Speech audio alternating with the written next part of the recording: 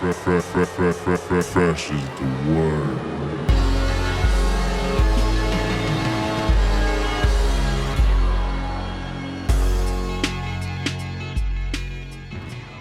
Welcome to the Fresh is the Word podcast. I'm your host, K Fresh. This is episode 22. Yes, we're at 22 now. Today is March 15th, 2016. Sorry, usually I drop these on Mondays, but I really wasn't feeling well yesterday. I've been having some issues with my neck recently. I don't know what's really going on. It's just like I feel like whatever problem I'm having, it's early enough to maybe curb the issue or whatever, so I'm trying to like take care of it before it gets any worse. It's pretty much like if I move my head to like any of like the extreme length of like moving it, to the left or right or up or down, it really hurts. Or if I'm just sitting for like a long time, or definitely when I'm laying down, there's just like it just hurts. It's like sort of like a pulling sort of feeling. I don't know, like in the whole sort of spinal region from like the back of my head all the way down to the middle of my back. I can move my head and my neck just fine. It's just like there's something going on there, and I want to like try to figure out what it is before it gets to a point of no return or something. I've had definitely some aches and some injuries, the past year, and I've been able to kind of get rid of them all through minimal amounts of medication, but definitely like physical therapy and yoga. So I definitely want to continue that route where if there's any sort of way I can work it out, physically, holistically, without medication masking anything or whatever. That's definitely how I want to go about anything, because medication. This is why I don't do drugs recreationally, because everything makes me feel horrible, man. There's only like a few things that I can take, like Motrin PM, that doesn't bother me. My doctor just prescribed me some prednisone. It's like steroids. That doesn't really bother me. Certain antibiotics when I'm sick, that really doesn't bother me. But outside of that, pretty much everything just makes me feel like crap. Like, that's why I don't smoke weed. Smoking weed, makes me feel like crap, dude. I haven't done that in years now. Muscle relaxers makes me feel like crap. Everything makes me feel like crap, and that's why I've never even tried to even do harder drugs, just for the obvious reasons. Okay, I'm not trying to be a drug addict, but then also it's just like I know that I'm gonna have like the worst effects from it. That's different than anybody that actually likes doing that shit. So, fuck, man. Like, I just, like, decide, I gotta work things out, like, naturally. I gotta, like, do yoga, stretch, or I want to work out more. That's what my ultimate goal of getting all these sort of aches and injuries healed up is, that I want to actually start working out, maybe build some muscle or tone to my body. I got really interested in taking, kickboxing. There's a place in Detroit that really, over in Eastern Market, Jab's Gym, that my friend Niles, he's like business partners with the owners of it. That looks very cool, and they have kickboxing and other sort of things there, and it looks really cool, and I want to try it out, so, because it seems like a great workout. It'd be something great to learn, so I definitely want to like continue to do that. So yeah, I'm just trying to figure out what the fuck is going on with my neck. So that's why, like, this podcast was a day late this week, because I was just, like, in a painful sort of haze yesterday. All I did was sit on my couch, First I watched Glory Kickboxing, then I watched about 5 hours of New Japan Pro Wrestling's New Japan Cup. I still got to watch the last, the finals, the last day, the finals. And then I watched WWE Raw. Like, I literally watched some sort of, like, combat sports all day and just didn't think about anything else pretty much. And guess what? That felt great. I got a good night of sleep. I feel very refreshed today. I went and got an MRI done on my neck today. So hopefully they could see something in there. I don't know if it's I gotta get some sort of chiropractic thing going, or there's some sort of, I don't know, exercises that I can do to sort of heal what's going on. But hopefully it isn't anything bad. Hopefully it isn't any sort of bone issue or slip disc, or it it it seems very minimal. Whatever's going on seems very minimal in there, but it's causing a very annoying pain that really sticks around to the point where it's kind of hard for me to sit down at a desk and kind of work on something for a long time. I have to take a lot of breaks, and at the time it does start to hurt, like I get a headache and then I just get super tired and then I just have to go lay down for like a long time, and I'm feeling more fatigued than ever recently. So I'm really just trying to get physically fit now. 35 right now. That's like that point where you know what, you're getting older, things are starting to ache more often than anything. So you should probably start really taking care of your body if you haven't already. And sort of, I'm trying to sort of eat better. This winter I totally fell off the wagon with my whole no pop thing, and I got to the point where I was drinking maybe 1 or 2 cans of Dr. Pepper, and then I was eating donuts a lot again. And it got to the point recently where I was just like feeling just heavy and icky. To the point the other day that my stomach was just all out wrecked, and I was just chewing on Pepto-Bismol tablets all day. But now, even a few days off of like not eating donuts or drinking pop or, just eating light, like I feel a lot better. Like my stomach feels a lot lighter. So I want to try to continue to do that. Like eating healthy is such a hard thing to do though, because it's so confusing about what's like really healthy. And the thing is, you can't even trust what is marketed as healthy, because there's a lot going on behind the scenes that really, it's like that. Can you even really trust when it says organic? I think it's really you got to do so much homework to eat healthy now, because there's so many chemicals, and everything's just being marketed up to the wazoo. Oh, this is healthier than this, but it's not really that much healthier, I was, and what made me think about this is like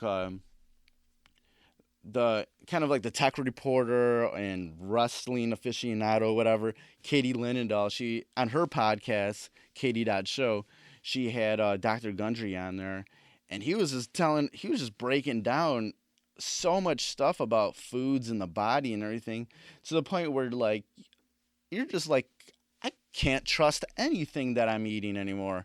I'm like, like it's crazy, and there's ways of curing stuff by just changing your diet, and it's very, very, very just confusing. And I feel like that kind of led me to something else in regards to this podcast. We're 22 episodes in.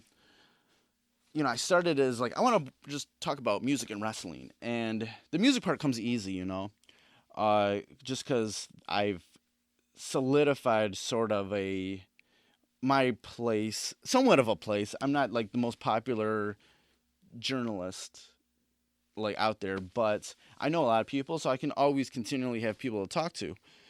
But the wrestling part has been kind of hard, because like there's so many wrestling podcasts. There's a ton of them, man. Like, and there's so many wrestling rumors, and everybody thinks they have an inside track on everything, and it's all a bunch of rubbish. So like doing the wrestling part's kind of hard.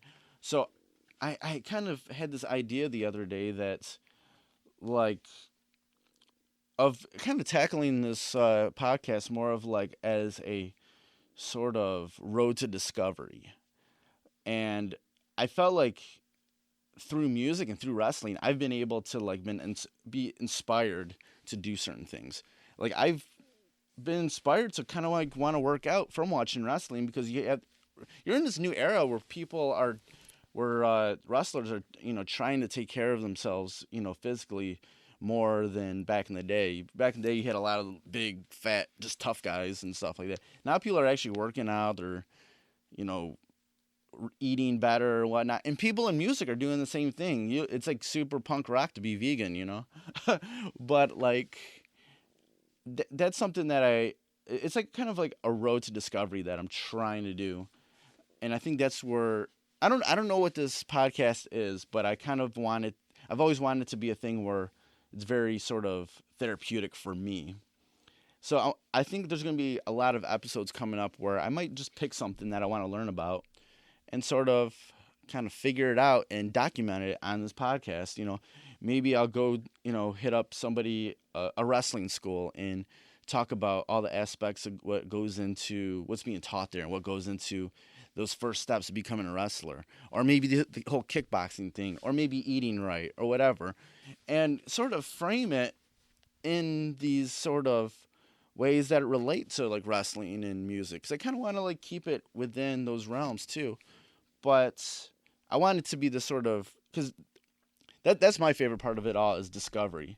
Like a lot of these episodes are already have been with bands and artists that I just discovered, through whatever publicist or whatever, and that I feel like need to have their story told. So I just want to continue on with that. There's definitely people that I really that I've been a fan of for 10, 15, 20 years that I just really want to have on the show and just talk about history and everything. And we're going to have those episodes too. And I've already been talking with a few people that I've been longtime friends with that we're going to sit down, shoot the shit about, music, Detroit hip hop and whatnot. So we got some really cool stuff in the works. But I just, I'm thankful for everybody who's listened thus far. I've had really good feedback from people. I've had some good constructive criticism from a few people. I'm just kind of like shooting at the hip right now. I don't know what this thing is about right now.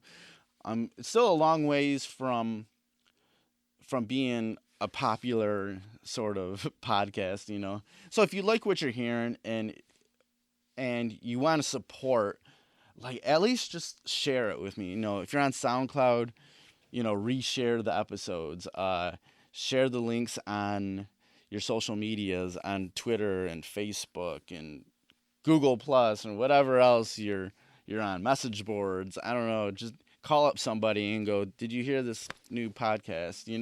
Whatever. I don't care. Just spread the word, man. And, please leave comments. I love hearing from you. Just leave comments on the SoundCloud, leave comments on iTunes.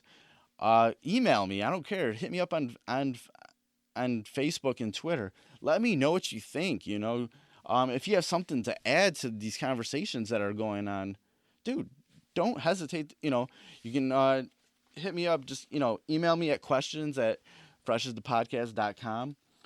You can hit hit us up on Twitter. There's fresh is the word one. That's fresh is the word number one.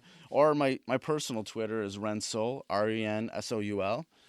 You can go on the Facebook, which is facebook.com/freshasthepodcast, and just give me some feedback. That's cool, man. I don't care. Like, whatever. I don't care if it's be like good show or if you want to share your stories, man. We've had some really great episodes thus far, and there's been a couple that I've talked about some real shit. Like, I really want you to go back and listen to the episode with Natasha Camaro if you can, like, because we talked about some real shit on that podcast. I have a lot, I have some cool ones lined up with a bunch of there's a bunch of like indie rock bands coming up, because that's kind of like where I've let this thing kind of it's been naturally been happening because I've been talking with just a bunch of indie rock bands recently. What else have I been doing these days? This past week, last Wednesday, there was a free surprise show at the downtown at the Garden Theater by the Roots. It was put on by Martel Cognac, and like I just sort of got a press invite, but I had no idea what this was going on. I had no idea how they got the invites out to these people because I didn't hear anything about it. But when it got there, it was filled, and it was really the show was kind of different. It was kind of like a social setting with like the Roots playing in the background almost. It didn't seem like much of a Roots concert, which it was, but at the same time it was so social. It was really, but beforehand, I took my friend Lane with me, and we were a part of a press only a cognac tasting, And first they gave us a cocktail. It was like this drink with like some peaches, whatever. Tasted really good. Then they gave us a couple other, flavors of cognac. And there's the whole like smell it. Do you taste the nuts? Do you taste the almonds, the vanilla, all that stuff? I don't. That's different to me. It's really kind of weird. It was cool though, but it was just like so different to me. The whole time I kind of wanted to be laughing the whole time because it was like I'm not used to that. They're taking it so seriously. They're cool and all, friendly and everything, but it's like taking like drinking so seriously. And then after that, we got to the little handful of press there. We got like there's like a 10-minute sort of press conference, sort of like interview with Black Thought and Questlove, which I guess I'll just play you my part from it. I asked a couple questions to the fellas, so yeah. Before we get on, let me just play that excerpt from the interview. When you look back to those early years when you first started the band, going into organics, into Do You Want More, what was your fondest memories of that time? The good parts, the struggles.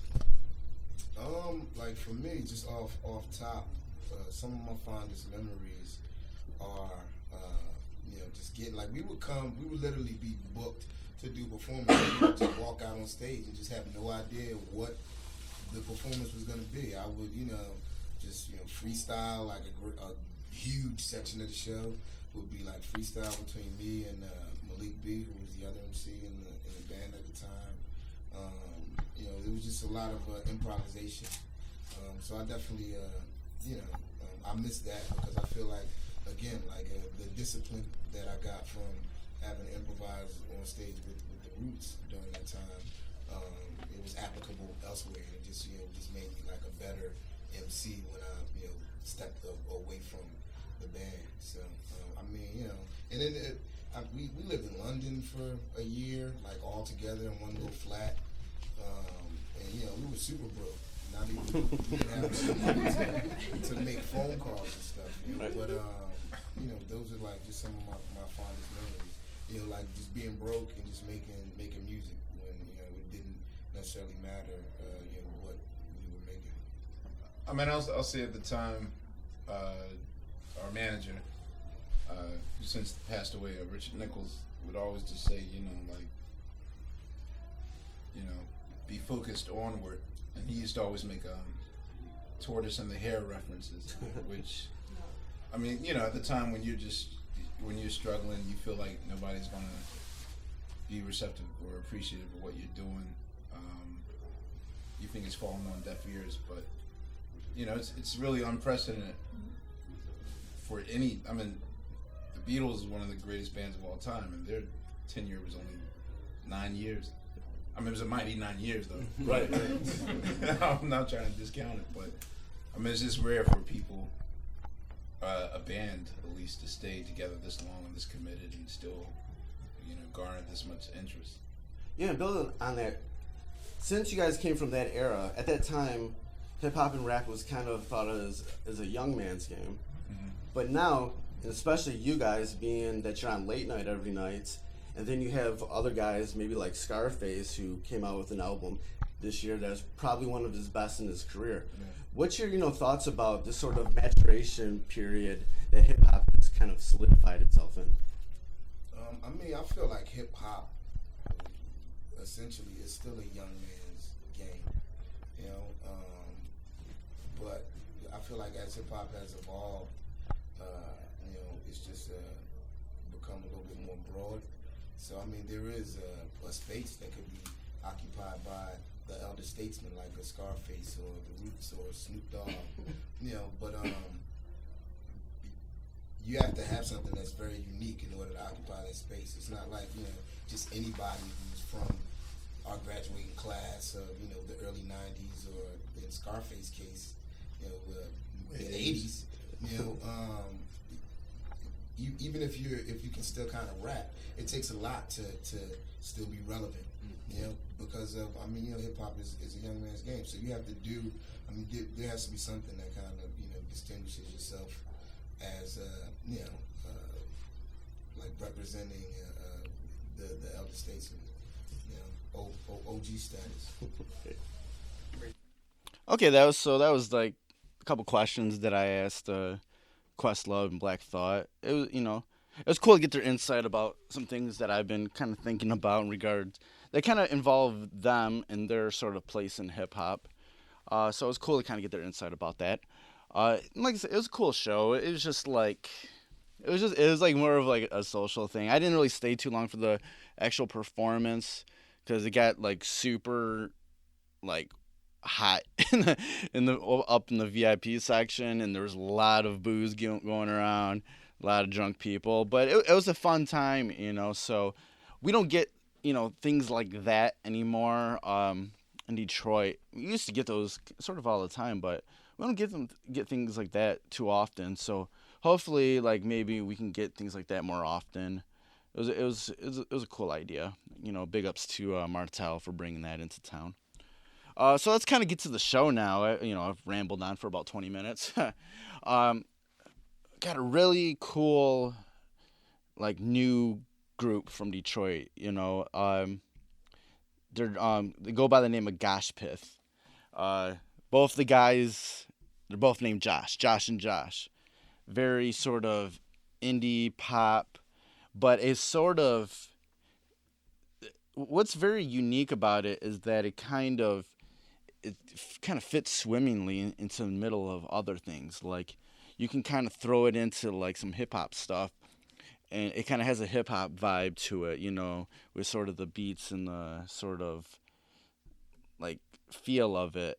It's like some hip hop stuff with some dude singing, but then it kind of has that sort of indie pop feel to it, but then it has that little bit of electronic feel to it.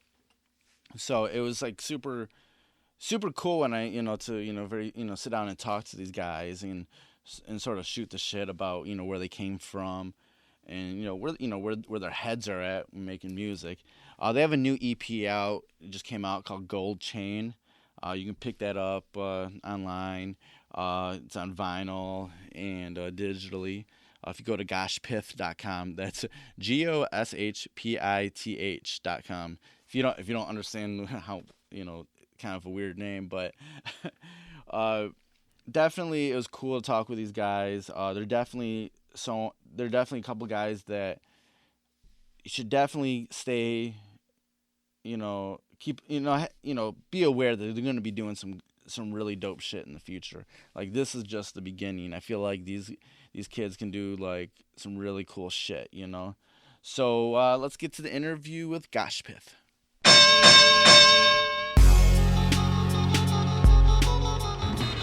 How did you guys like first meet? By chance, yeah. When we started making tunes, the homie founder at All Good Records put us through to each other years ago, and we gelled well musically. Yeah, that was a long time ago. We've been making tracks together ever since. Yeah. How long ago was that? Like, probably like almost 5 years. For a while we just like we just created a lot of stuff and didn't have any really restriction at all. And just kind of like organically we just make shit, cause like Dilla, I don't know, just making shit. What he's trying to say is we've made a lot of different kinds of music together, and it just kind of organically, slowly evolved into the kind of music we make as Pith. Yeah. Individually, how did you guys, each one of you guys just first get into doing music? I was really into hip hop when I was a kid, like boom bap hip hop, like 11 and 12 and 13. Yeah. And I just wanted to learn how to start making beats, so I just got a bunch of cracked software and started making beats. The first program I ever used is called Adobe Audition. Oh yeah, I still use 3.0. And I use that for all my podcast audio editing and yeah. everything. It's great. It was sick. There's a couple key features on there that I haven't seen anywhere else to this day. But I just like made beats by myself, and then my friends from high school would come in and we'd rap together, you know, just like the story of probably like most people making music on their computers today. But yeah, that's the gist of it. Where did you grow up? In Oakland County. Okay. Yeah. And then like I was making tunes. I still to this day can't even fucking like press record and record a tune, like produce it. But I've just been doing the same shit kind of for like 15 years, just like Maybe even longer. yeah, probably like I can't even remember how long ago. My mom was a singer. My dad like managed some bands, and he's like a huge vinyl collector. And he's just like with bands that would just like wouldn't make any money at all and shit, wouldn't be able to pay him. They'd just be like, we don't want to use this old ass like 8-track recorder anymore because it's like nobody uses that shit anymore. Or like a guitar or something would like make its way to me through like gifts and presents and shit like. Or throwaways from the bands. That Yeah, you managed, they would throw away shit like that was used in like a video that did like smash, and my dad would be like, "Yo, I got you this," and I'd be like, "Dope." And yeah, I just like made songs on acoustic guitar, mostly for. Did you self-teach yourself? Yeah, I had one dude who taught me some shit like for a few months. This dude Chris Brantley. I still don't even like haven't talked to him in 15 years, but he showed me some shit that like enabled me to teach myself how to play. I mostly just play as like a vehicle to write songs in. Looking back, do you both you guys remember like the first song or artist or album that you ever loved? That's really hard. I had one that I was. Well, when I was, the first record I loved was like Jimi Hendrix and the Experience. Dude, that was one of mine too. Yeah. Like when I was 6 years old. Yeah. It was I had this cassette. It had 2-in-1 albums. It had Are You Experience and Axis Bold as Love, and then along with that, it was Def Leppard and The Who. Wow. Those were like the 3 bands that I loved when I was 6 years old. That's hot. And that was the first stuff that I ever loved. That's sweet. That's dope. That's dope. That like Yeah. Jimmy was. That shit's just so hot. I like one of my oldest memories was like my older brother, his mom, his friend was like over for a play date. Like he's only a few years older than me, so I must have been like 5 years old or some shit, and he was like 8. And his friend was getting picked up by his mom, like, and his friend's little sister like came along, so I was like, oh shit, and I like hopped up in my like twin mattress like shit, bunk bed shit, and threw on like the Jimi Hendrix CD because I heard she was coming over, and I was like got put on my fly shit, like took my shirt off, like 5-year-old's like, yo, what's up? Trying to mac when you're 5 years old, man. I was like, this has to work. That's fucking awesome. But I never heard that one before. my dad just reminded me. And then he was like, yeah, also used to love Aqua and Spice Girls. Straight up. I was like, oh, well, they made hits, so. Oh, Aqua had that Barbie Girl song. Yeah. That was like my target age, like 4 years old, just jamming. Definitely, yeah. That was definitely targeted. I know little kids would love that shit. Even though if you really listen to that shit was dirty as fuck. That's kind of like Cold ass yeah. production on that shit. Right. Yeah. That's so funny. What about you? What was your first record or whatever? I mean, I was like, I came from a bit of a different situation. Like, nobody in my family was particularly that heavy into music. And like, you know, when I was little, I would just listen to the shit that was spoon-fed to me and really fuck with it. Like, I fucked with it all. Montel Jordan. Yeah. I have a good memory of like me singing that track in my basement by myself when I was little, playing original Nintendo. But the first shit that I really like sought out or like was not spoon-fed to me was like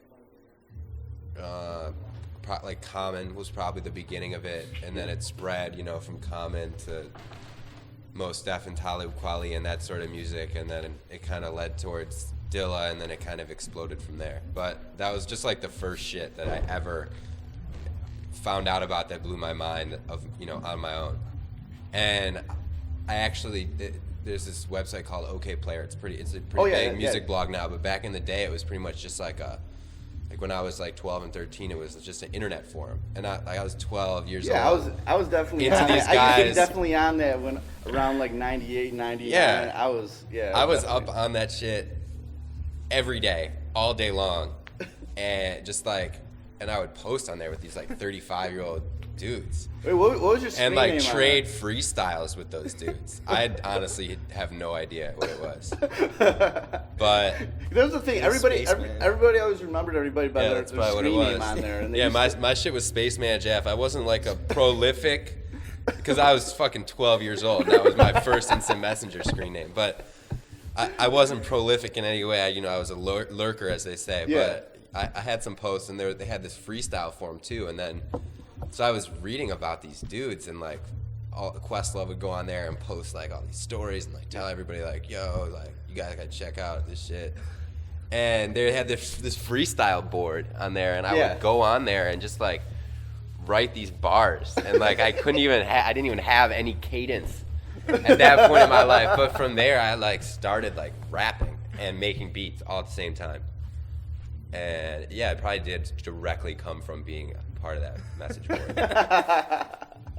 It was a little freaky at first, like for me to like be on this message board with all these random ass old people, like in my eyes, old people.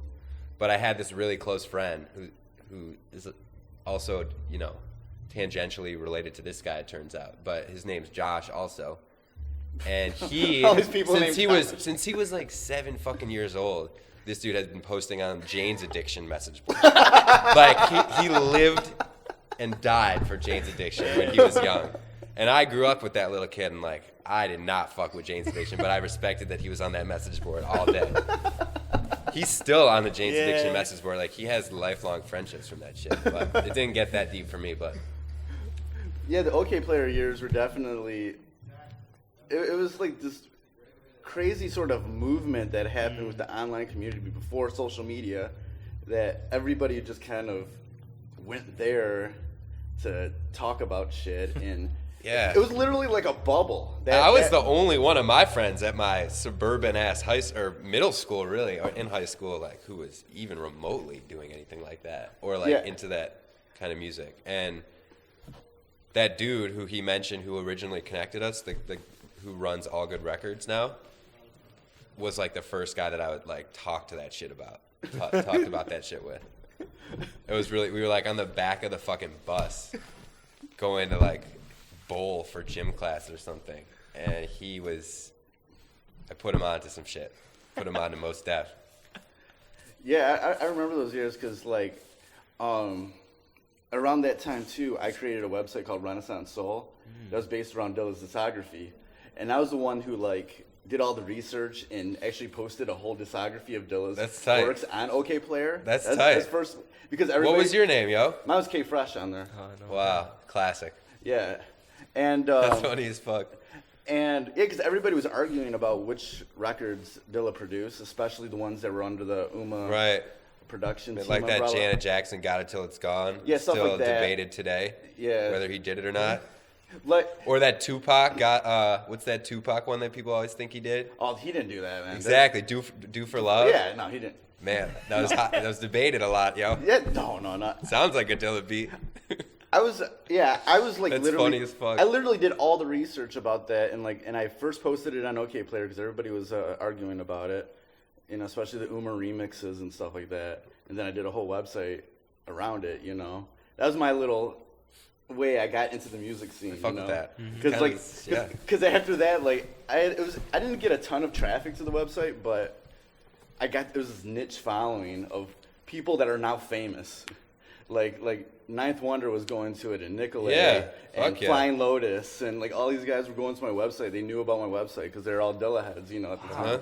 Yeah, they would all post on the forums all the time. Yeah, and they post on my forum too. Like on my website, it was dope as fuck. And like the OK Player forum was actually a really cool community. Yeah. For a while, it got out of hand after many years. Like to the point where it's referred to as that site now. Like, oh, they're over there arguing on that site, and we don't even speak the name anymore. That's funny. It's crazy how much shit came from it. If you literally like say the term that site to certain people, they'll know exactly what you're talking about. Huh. That's funny. Because it just got out of hand with people just like arguing and shit on there. What up, yo? How you doing? Oh, it's Garrett in the house. Hey, Fresh. What up? What How you up, doing, bro? Chilling. Nah, I'm just chilling. Trying to survive the bruiser face party. Yeah, man, it's a pretty funny scene up here in this church right now. We got Studio B is full of the entire Bruiser Brigade team is in there finishing up Cash the Cushman's album. There's like 8 dudes in that tiny ass room up there. Young Heavy Souls team's up in Studio A. Eddie Logic's just left. Where did he walked in? Let's talk about Jax it. is up painting the 3rd room. Clint Eastwood. Yeah, we're here at Assemble Sound right now, the church. Kind of talk about just hanging out here and recording here. What sort of atmosphere it is like being here? There's probably like, I don't know, 20 people like just coming in and out of here every day. All different people, musicians from around here and from out of town that come through, but I don't really know how to describe it other than just like a creative. It's like a real life OK player. Straight up. Yeah, it's just like it's a creative space and a creative hub. That's pretty much it. It's just like a place where a bunch of musicians are walking in and out all day long. Like I was just upstairs with those dudes in a session, just sitting in the back listening, and like gave them a couple pointers. They gave me a couple pointers, and I left because I just happened to be passing through. Yeah, it's dope. It's busy. Black Noise works out of here. He's got like Zloopers, Dope Head up there right now. Skywalker. I don't know. We hang out here all the time. We record here. It's a super old, vibey place, and it's really cool to be a part of. Like, it's good to be with people that are all on the come up. You can't be on the come up unless you're hanging out with people that are on the come up. You know. Right. Yeah, this sort of vibe is something that was kind of missing in our city for a long time. Like, even if you go back to generations, like the Motown era and everything, you had neighborhoods where you had a lot of musicians in the same neighborhoods, like block on the next street or the next block down. So everybody always had that creative vibe. But it kind of, went away for a little while, just with the sort of transition that Detroit was going through, Yeah. and how certain scenes were kind of breaking down and whatnot. There really wasn't a transition from like one generation of our scene to the next. So sort of like that community is, sort of got broken down. So it's nice to have a place now where, yeah, like I said, people that are up and coming can, all just vibe together and learn from each other. Yeah, it's dope. Real dope. Yeah, go ahead. Most places before this spot, I don't know, they were exclusive. Like, this place is exclusive, but if you have dope shit, you can come in anytime.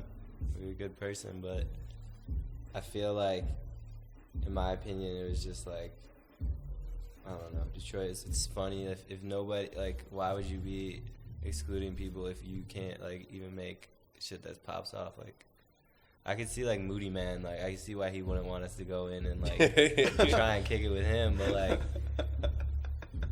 I feel like... Well, I think what you mean to say is, like, the only barrier to entry to coming in a place like this is that you just are putting everything into the goal of being a better musician, songwriter, producer, Yeah. You're everybody who comes through here is super driven, super about it in general.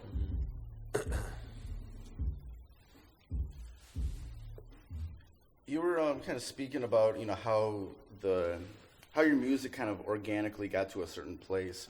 Kind of, with, Gosh Pith right now, how would you describe this project to how it is right now? where did it kind of go?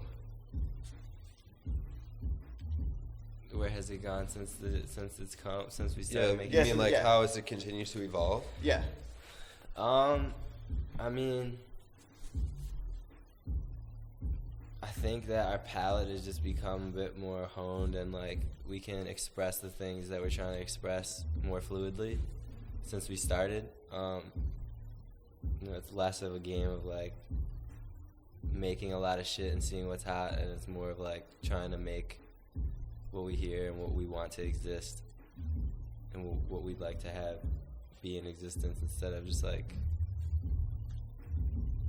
I don't know, it's come from if Josh made a dope ass beat that was like a boom bap beat, we would make it a dope song because we liked hearing it. But now it's kind of like Gosh Pith is like a bit more of a honed palette.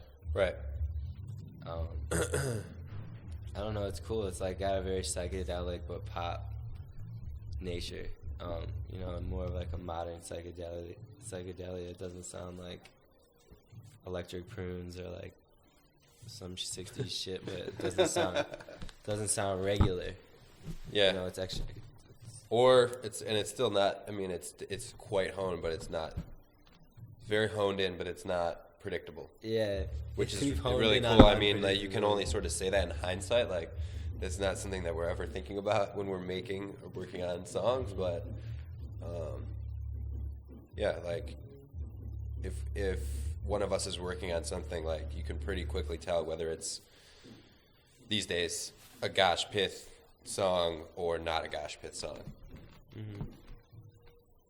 Just kind of evolved that way. When we first started, it wasn't like that. All the songs that we made were Just songs. just songs. Yeah. It's fun. It's still really fun, but now it's just more fun because it sounds better, and it's like a rolling ball of energy instead of just Right, which makes it more meaningful. Yeah. How effective do you feel like you've been able at this point to kind of take the ideas that are kind of playing in your head and actually get them out there recorded?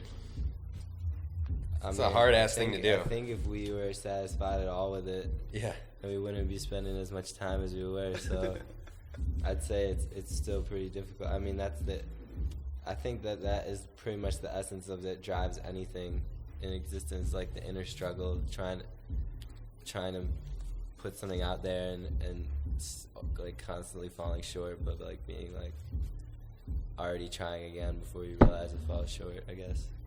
Yeah, like if we ever were to approach that point, like we would probably just have to stop and do something else because there would be no point, really. Yeah. Right, if you're just pumping out shit. Yeah, we're just like, oh, that's a hit. All right, later. Yeah, that's trippy as fuck to think about. You could just turn into like a robot and just pumping out. Yeah, I saw That shit, it's challenging to make music every day, and it's a different kind of challenging every day. But I don't know, you conquer one challenge and there's another that awaits you that you don't even know about. Like we were working on some shit last night that's probably like a sort of radical for some shit that we've done in the, radical compared to some shit that we've done in the past. But it was a challenge for a bit, but you just work and get over the hump. And now we got a couple more humps to climb over tonight after this. What I've kind of noticed with the music that I've heard thus far from you guys is that it really easily kind of fits in to a lot of sort of styles of music. Like if you're making a mix of music, you can slip it into some hip hop shit, but you can slip it into some electronic shit, or you can slip it into some indie rock type shit. Like it's very, there's no really bounds to it, but it moves swimmingly through it all. Thanks. Most people I know, ourselves included, don't really listen to just one kind of music. And,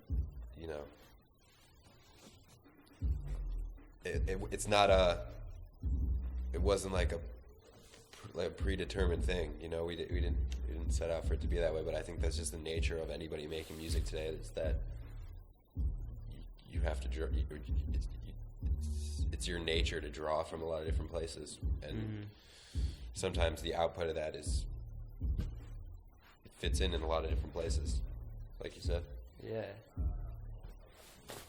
I think like that's just the way of the world right now. I mean, there's dope bands that are doing like, it's just all how you flip it, I guess. That are making genre music, yeah, you mean? like, Yeah. I mean, like Waves, for instance, the band, if you heard like one song, could sound like it's a genre music, but then they just like flip shit all day. Like they flip the genre. It's just like, that's our flip on it, is like we don't take the genre and then like make it sound a little different. We just like it's an amalgamation. Yeah, it's a bunch of different shit that we like and listen to all the time. Mm-hmm. Yeah. What was I just gonna say? Sometimes I forget what I'm about to say. But oh yeah, what is like your general sort of writing process? You know, do you guys go back and forth, or is it just you guys each do parts, or what is it usually? I usually write the words when we work, but it comes after one of us has started an idea, and then we work together to make it a better idea. If one of us isn't there, we'll work on it, get together, work on it, hand it off, back and forth, work on it together, whichever possible. And then work on tracking the vocals all out together and like figuring out how to make it sound the hottest. And yeah, that's pretty much it, right? Yeah, that's pretty much it. A lot of the, like, many songs, a lot of the kernel, the idea, the basis of the song starts with Josh, and then it gets passed on from there. And he's definitely more of the songwriter. I'm definitely more of the, I guess you could say, the finisher, in a sense. Yeah, I mean, it's like I write little ditties on guitar all day, so it's a very, like, low, I don't know, if the back and forth makes it so it's like an idea of, like, nothing can just turn into a really monumentous thing, like, and it's important. I feel like it would be difficult. I mean, some people can do it like Tame Impala or whatever, but I think it's really difficult to like work on your own, really. But sometimes people have the really sweet results. Like, how do you guys kind of, figure out which tracks that you do are good and ones that are not, and ones that are Gosh Pith songs and ones that are just other shit? it's just feel. It's Yeah. all feel. It's just, it's just how you figure. I don't know. It's like music. The best part of it is that it makes you feel a certain way. And so if it feels like how we want it to feel for Gosh Pith, then it's a Gosh Pith too.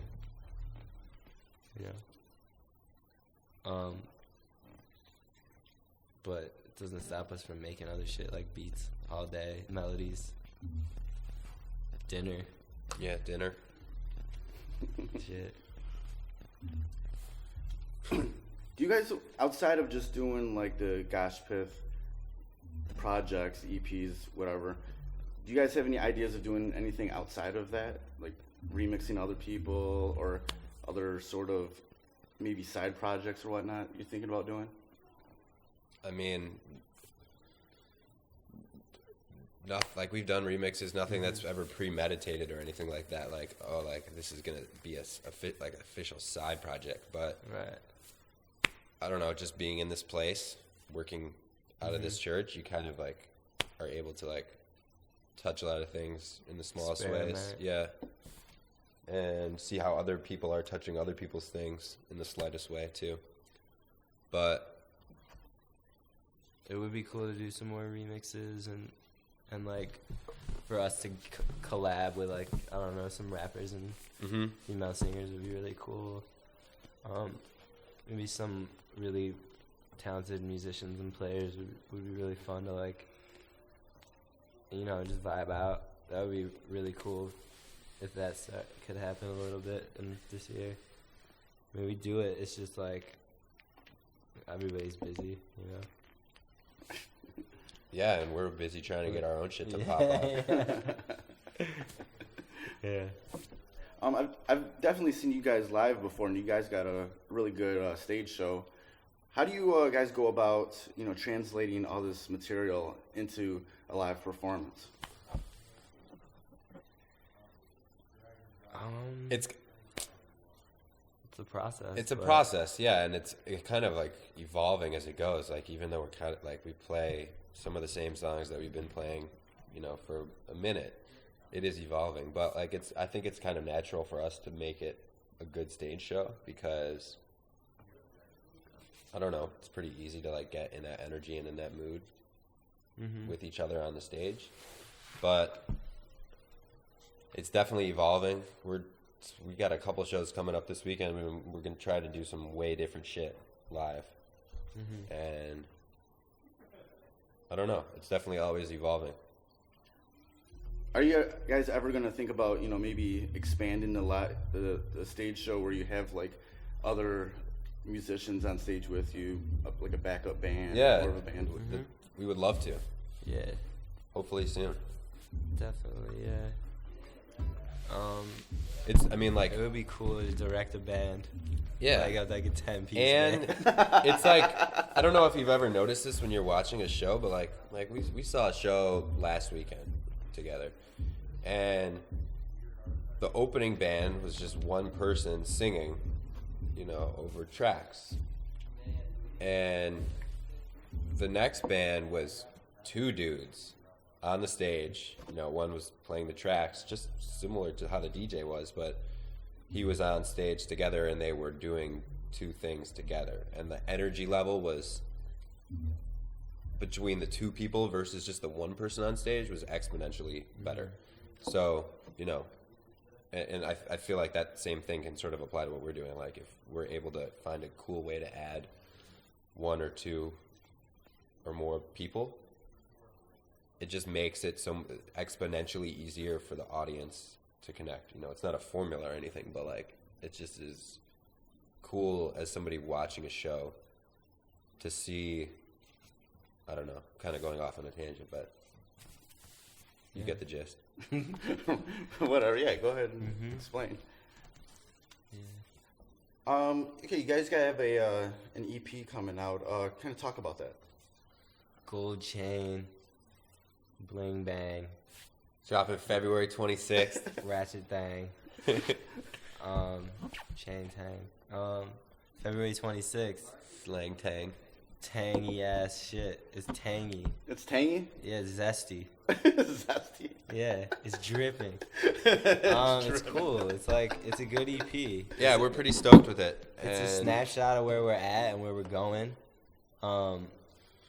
It's coming out on B3 Side Records, and they put out some really dope shit, like Akilo, Jungle, Elohim, Ocean. Bunch of people that we vibe with, but we're very excited. Yeah. How do you feel like you on this EP you progressed from the previous EP? I don't. When we were making the songs in the last EP, there really wasn't so much of a concept of what exactly we wanted to do. It kind of just came out, and it was a really cool fucking statement, in my opinion. But this new record's just like a bit more distilled, and it definitely takes some of the ideas and the feelings from that first record and move them in a much further direction. But yeah, it's less scattered a bit because it was recorded in Detroit only, I think, and here, rather than like wherever we could. Yeah. Last EP, like we didn't mix as much in cars on this one. Well, we referenced tracks in it, but like didn't mix in it. And yeah, you kind of said that that this EP is like a snapshot of what you're doing. What do you hope to be able to do artistically, in the future, whether it's coming up this year or next year or whatever? Make more songs, make better songs. Yeah. Drink more coffee. Yeah. Drink more liquor. have more fun, Yeah. expand Play. our consciousness and horizons. Yeah. Push the horizon, although the horizon is just always going away. Right when you get there.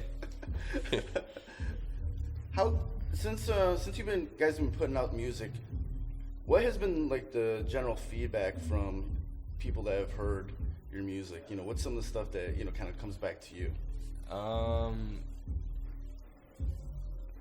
Most people say, how do you say your name? No, they say, I don't know, they say it's very fresh. And I don't know, I don't really hear what people say about it. I don't know why I haven't thought about it. Most people, I guess they just don't, like, I don't know, people don't hit me up about it. Some people like it. Some people think it's straight. That's it. Some people think it's probably cool. think it's shit. Right. Some people just read some shit that was written about us on the internet and think it's really cool just because of that. Some people see us fucking play live on a bill with a bunch of rappers. They're like, man, fuck that band. But most people just either think it's good or it's straight, or they don't think about it at all. But hopefully, we change that a little bit more every day. Mm-hmm.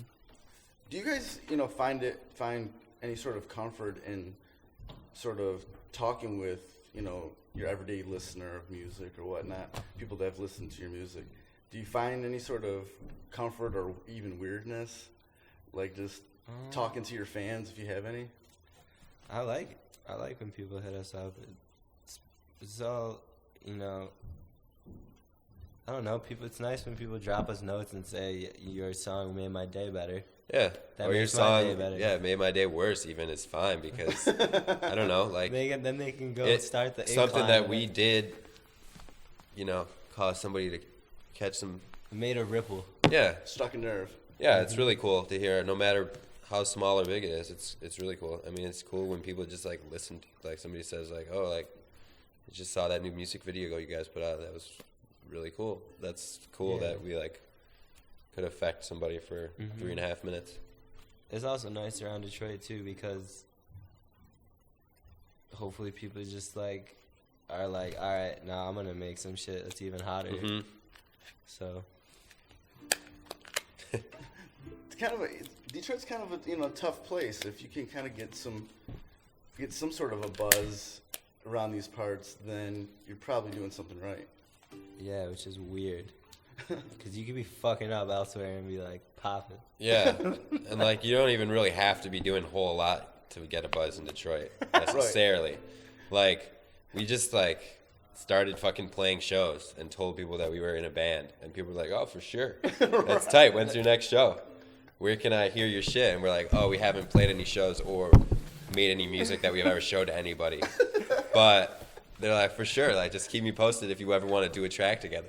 Yeah, It's we should collab. we should collab. It's a pretty cool What is place our like that. The engineer This worked homie with, we were just hanging out with a couple days ago was telling us like, you can pretty like he's like, we could start a band right now, make a Facebook page, Get a go show in the by- back room, rehearse once, get a show for Friday, and all be getting ass off this by 2 weeks from now. Welcome to Detroit. because we live in Detroit, right? It's pretty spot on. That comes from a guy who's lived here and been in the music scene here for a long ass time. Since I was like, he was making tracks here in his studio when I was up on the OK Player forums when I was 12. I think Detroit has this sort of fascination with like the new, if it's something new, then they will like jump on it. Like, but if you have a super hardworking band that plays a ton of shows, Detroit's like, he's been around. We'll see.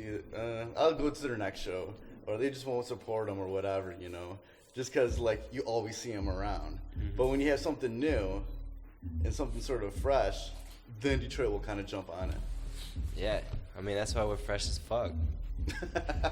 There's so many bands that we're really good friends with around here that play an obscene amount of shows in Detroit, which is cool. We've played definitely our fair share of shows in Detroit, but we haven't played here really since November before that? I mean, we've done some played a things show here, with Chris, but that doesn't even but really yeah. count, you know?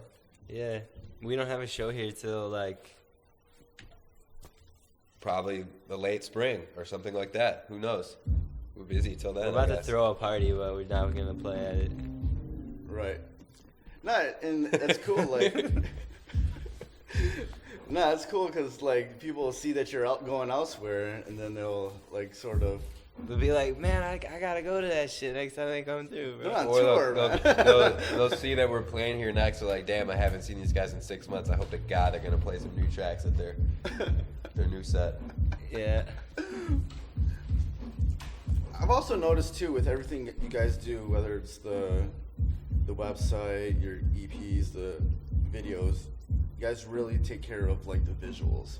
Everything's really crisp and clean, very stylish. You know, kind of talk about having like just a total visual product of your music. It's mostly just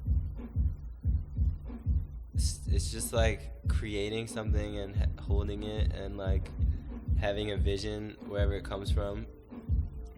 The best high is just like seeing it happen, and like I think we just emulate a lot of the things that we've loved, you know, like directors of films, people like art in museums, and like mostly artists that came before us, you know. It's just, as coming from like a sampling background or like even just a Tumblr background, it's always you just pull it up and you see like you're like, oh shit, what is this record like, or who is this rapper who's like sipping lean on Tumblr, and you're like, I gotta check this shit out. So I think that is like a thrilling thing. We don't really focus that much on it. It's just if we see something in it, or we work with Ellen Rutt, this amazing artist, and we relay her like our vision, and then it's just kind of like another one of those back and forth until it's like, oh, this has just got to go the last fourth to the world. Yeah, I mean, one of the best parts is like if you keep making enough songs, you can just make a lot more visuals and just things that like are more energy to your music, you know? Right. Yeah. That reminds me of this quote that Grimes said recently, where she was like, I think I just make music just so I can make music videos for them all. Yeah. Her videos are amazing, super tight. Oh, hell yeah. Yeah. She should be an actress. So that was my chat with Josh and Josh of Pith. Go support them. They have a new EP out, like I said, called Gold Chain. So you can go to goshpith.com to check that out. And they got some shows coming up. So go check them out live. They're really good live. If you'd like to support the Fresh is the Word podcast, you can go to our website, which is freshasthepodcast.com. And there's a link at the top that says support the podcast. And on that page, there is a PayPal link that you can donate to. Or there is a Amazon link on there that you can use anytime that you want to purchase anything on Amazon. Use that link, and after you make your purchases, Amazon will shoot some commission back to me. I'll just go to help the show. Also, I definitely appreciate all the listens, and if you definitely want to share the links to the website, freshasthepodcast.com, or any of the links on Soundcloud, that's definitely appreciated and will definitely help support the podcast. You can also reach Fresh is the Word on the social medias at Instagram and Twitter at Fresh is the Word 1. That's Fresh is the Word number 1. And on Facebook, you can go to facebook.com/Fresh is the Podcast and give us a like on that page. We're also on iTunes and Stitcher Radio, so go ahead and search Fresh is the Word on there and go ahead and subscribe to us. And it also would be very helpful if you go onto iTunes and give us a 5-star rating and throw some comments on there. Thanks for listening. See you soon. Fresh is the word.